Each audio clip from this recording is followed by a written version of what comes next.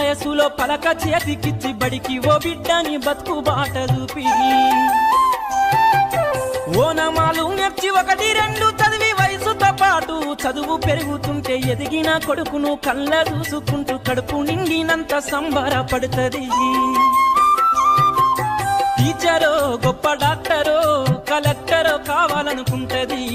మనసున్న తల్లి మన అమ్మ కమ్మని కలలెన్నో మదిలోన కంటది. జన్మనిచ్చిన అమ్మ రాజ్యమమ్మ కాదు జగమంత జన్మంత కొలిచేటి దైవము అమ్మా. కమ్మనైన అమ్మ పాట వింటే ఎంత మధురం